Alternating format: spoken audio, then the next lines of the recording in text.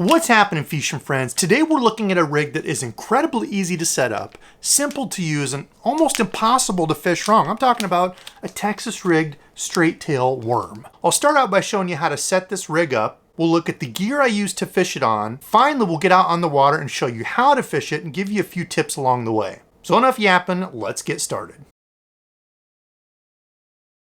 Okay, to set up the rig, we need a worm, and I'm talking about a straight tail worm. You know, your Zoom trick worm, Yum's got their finesse worm. Today we're talking about this one, the Crush City Janitor. It was actually my dude, Kerry Cooper, who reached out and was like, Debo, have you used those yet? I picked up, I think, 3 packages was all. I wasn't fishing this color, I was fishing a different one, I'll show you, but picked up a few. He's like, I just had a great night on him, wasn't catching anything until I switched to that. So I threw him in my bag, and this was the night, the footage you'll see of me catching, this was the night. I struggled for like 2.5, almost 3 hours, and this was the last 40 minutes of fishing, 45 minutes of fishing. This is what brought him in. So, you know, the straight tail worm, when people see this, you're probably thinking like Nico rig. You know, that's the big thing now with a weight in it. You're hopping on the bottom, you know, put a shaky head on this, you know, you're bouncing this on the bottom, shaky head. But how many people are taking one of these and throwing it on a light little Texas rig? I don't hear anybody talking about that. It used to be cool. I feel like it's not cool now. And I think the reason this works so well now, kind of late in the summer into fall, is because fish have seen everything, right? This isn't a big, huge, loud, obnoxious, large ribbon tail worm. It's not a cut tail worm. It's not some paddle tail worm. It's just a do-nothing worm, and I think that's the beauty of this. So to get it rigged up, we take our worm, and I'm just going to Texas rig it. So if you've never Texas rigged a worm before, I'm using a worm hook, and I'll show you that, the reason for that here in a second. So take this in, run down the belly of it, slide that up the hook like so, and I take this back into the hook and mark right where I want to be. Push that through, and then I take this little leftover stuff, put that in there. Texpose it is what they call it. So there you go, a straight, super easy to set up worm, and that's all there is to it. And the reason I like these, a worm hook, and you can choose your brand. These are some older ones I got on sale, Gamakatsu, BKK, you know, VMC, whatever brand you like. This worm hook style, and the reason I like this, you can see the point is not in line with the head of it up here, and it's a little bit smaller here at the round bend.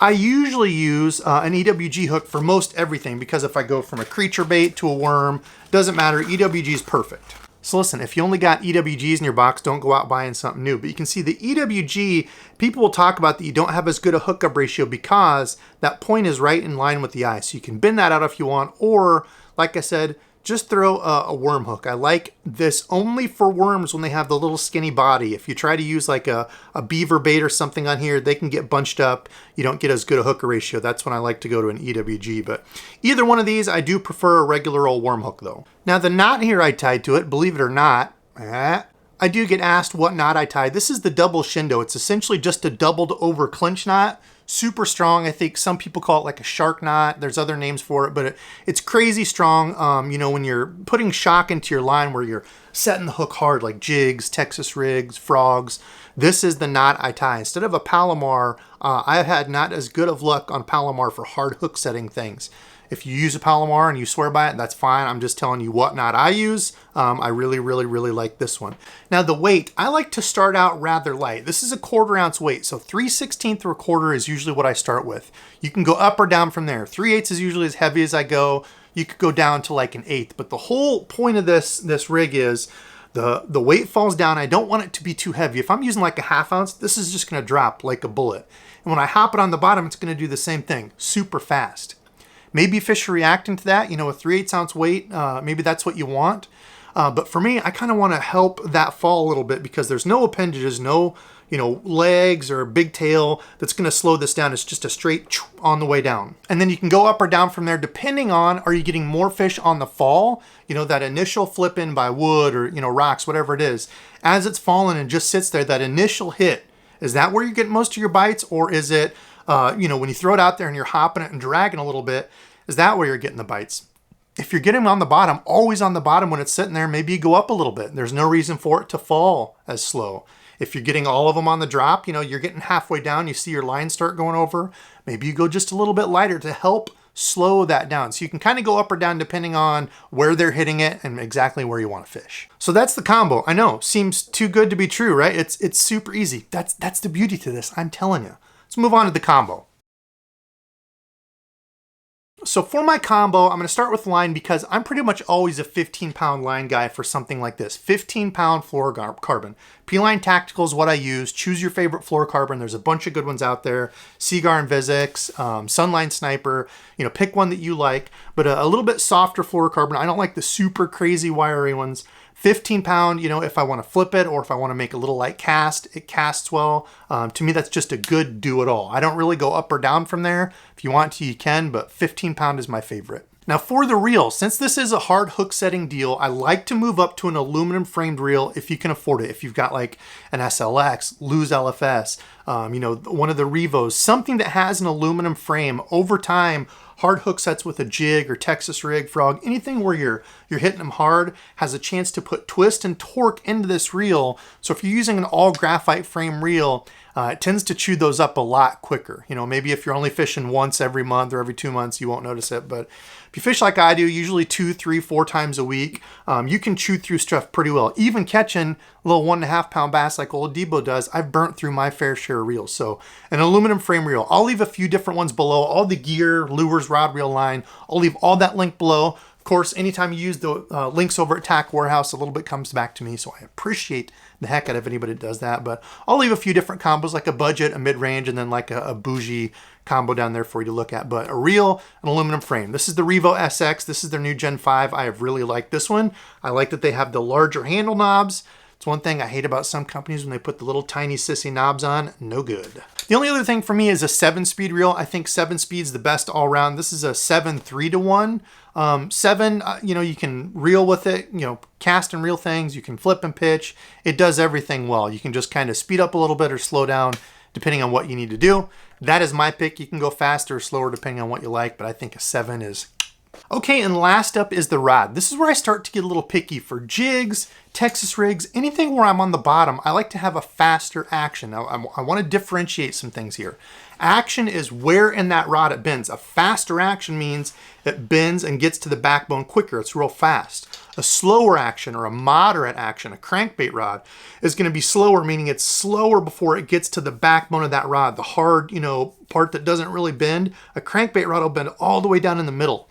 So I like a rod that's faster, like a fast or an extra fast, where really it's just the tip, because when I'm coming over log or rocks, anything like that where I'm popping it, I don't want my rod to bend all the way into the middle before I can pop it over stuff. So a fast action or even an extra fast action. Now the rod that I'm using in this video is this one that I had a lot of questions about, people asking me to pick it up. It's the Daiwa DXB rods. This is the bottom contact special. It's a 7.5 medium heavy, rated for lures 1/4 to 1 ounce. And the medium heavy just means it's kind of an in-between. So it's in between a medium heavy and a heavy for the power of it. So when I say a faster rod or extra fast rod, I'm really talking about that action, where it bends, not how hard it is to bend it. And I need to do a whole new video on that again, because I still get asked power action, what's the difference, all this stuff. But just remember where it bends in it. So that's why you might see people putting the rod kind of down to the floor to see where it bends. This one is a fast, but again, it's a power is between a medium heavy and a heavy. So I think it's done really good for this. I didn't like it at first because the tube, the actual shape of it here, is a little bit bigger than rods like a medium heavy that I'm used to. Even some of the heavies. It's not the lightest rod, but I would say for the money, it's actually been pretty good. The more I've used it, the more I've liked it. I've thrown ribbon tail worms on it, a number of things. You'll be seeing a few videos of it coming up. But yeah, the Daiwa DXB rods are pretty slick.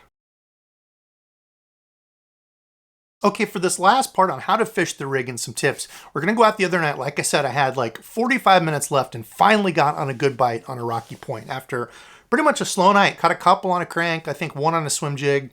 Otherwise, it was pretty dead out. So we're gonna go out there, talk about some tips as we're going through. Okay, the first tip I've got for you is the fall versus bottom contact. When you're working a worm, one thing I'm always looking at is how fast do I want this to fall, because are a lot of my bites coming always on the fall, you know, that first initial flip out there, or are my bites coming when I'm kind of hopping it around? That's why for a straight tail worm like this, I like to start out with a 1/4 ounce. I think it's a great do-all. There's, you know, no tails, nothing to slow this bait down. So it's gonna fall rather quick, even with a 1/4 ounce weight. So even on the fall, I can get bites, or if I wanna hop it along the bottom, it's still got enough weight to stay down, keep bottom contact so I can feel what I'm around and I can bounce it back. So that's something to pay attention to. If you're getting a lot of bites on the fall, maybe you want to try lightening up the lure. If you're getting them all on the bottom, maybe you want to go up in weight. There's no reason for it to fall so slow. If you're fishing, 10, 12 foot of water or something, and they're always eating it every single time on the bottom, maybe you bump up that weight just to get it down there a little quicker and feel the bottom as you're hopping it around. Okay, tip number 2 is to cut out dead water. What I mean is if you're fishing like a brush pile, for example, you flip into a piece of brush, you hop it around the brush, you come over a couple logs and you get out in this open water, there's nothing there. There's no reason to work it back to you in that dead water that's not around cover. If you're flipping, cover, structure, stuff like this where the fish are tight to it, there's no reason to fish that open water. So let's say you make a 60-foot cast or something. The brush pile is, just 3 feet around, you hop it through it and you get out of that. There's no reason to work it back, the extra 40 foot, 50 foot, whatever is there in the middle. Just reel it back in and make another flip to it. And sometimes, if a spot looks really good, you might have to flip and pitch to it 4, 5, 6. There's been times where I'm like, there's gotta be something in here. And it's on the 10th flip, I finally get something. So there's not a magic number. I can't tell you, this number of flips and then move on. If it looks really fishy, fish it. The third tip is to vary your retrieve. How many times have you heard me say this on everything? Maybe they want the worm dragged. If it's really hot out and they're just really not hitting anything moving fast, you might have to start dragging it. In the video here, you can see where I'm fishing the rocks. I flip it out there and I'm just kind of hopping it. I'm hopping it down the rocks. I'll let it sit there for just a little bit, hop it, let it sit. But for me, that dead zone, like we were talking about before, is once I get down to the bottom of that tape around the rocks, comes out maybe 6 foot or so, I'm not working the flat area out to the boat. I'm working down to the bottom of that, reeling it in and flipping it in again and bouncing it down those rocks to the bottom. The last tip I have is to go where others won't. I've talked about this before. If you're bank fishing, go to the hard to reach ponds, to the back of the pond where other people aren't going. If I'm fishing a frog like in underhangs and such, I'm trying to skip it way back in there. Well, I'm doing the same thing with this worm. Along these rocks and stuff, you'll often see somebody throw a jig and get snagged and they move right on after like one cast. Well, I'm throwing all around this point, not just, a couple casts at the front of it. When I first got here, I was throwing a crankbait. I think I even threw like a spinnerbait and nothing. The fish didn't want anything moving. And I was like, you know what? Let's try hopping a worm around it. Switching over to that worm made all the difference. Hopping it in through there, hopping it through the rocks. There's a little brush pile next to it, hopping it through the wood. Yes, you're probably going to get snagged. That happens to me here, in rocks and wood. It happens. Even with the Texas rig worm like this, it can come undone. You can get snagged. Or in the rocks, you just plain get stuck right in between them. You can't do anything. That's another reason for varying up your weight. When I'm around rocks like this, I try to go with as light as I can get away with. Quarter ounce is a good starting spot, but, going to like 3/16, maybe even an 1/8. I want to go as light as I can, but still be able to keep that bottom contact and feel what I'm around. If you go with, a 1/2 ounce or, heavy weight around this stuff, it drops into those rock holes really, really easy and you tend to get snagged quicker. So go with as light as you can get away with and try to hit all this stuff that all the other people want to skip because it's tough to fish. All right, fishing friends, there you have it. The simple rig that I used to see people throw this all the time. I don't know that I've last heard a person talk about something like this, a straight tail worm. Today was really featuring this, the Crush City Janitor, because again, shout out to my guy Carrie for telling me about these. They are really cool. They make some neat colors. I'll leave my favorite ones linked below. Listen, not sponsored by them. I don't think Rapala works with any like YouTube people. I don't know, YouTubers aren't cool enough or whatever, but damn, even if they told me, Debo, I hate your channel, we don't care that you're doing this, don't use our stuff, I would still use it because they have crushed. I've talked about them before. They've crushed the Crush City stuff, so it's aptly named. The Mayor, these, the Freeloader, they've done a really good job on their plastic. So big fan of those. I'll leave some other straight tail worms below as well. But that's it for me. Comment below. Let me know if you've had luck throwing a straight tail worm like this. A Zoom trick worm, this, some sort of like kind of do nothing worm where it seems so silly, but it works. Comment below and let me know. Otherwise, today, Carrie Cooper is my subscribed fishing friend. Thank you, brother, for advising these. Yes, I finally got the video out. This was like a month ago. I know I'm way behind, but thank you for watching and supporting. Thank you, everybody else, for continuing to support the channel. Y'all mean the world to me because without you guys, I wouldn't be here. I'd just be a dummy talking in the basement with one person watching the videos, me, after I do it. But anyway, I got to edit. Thanks for watching, and until next time.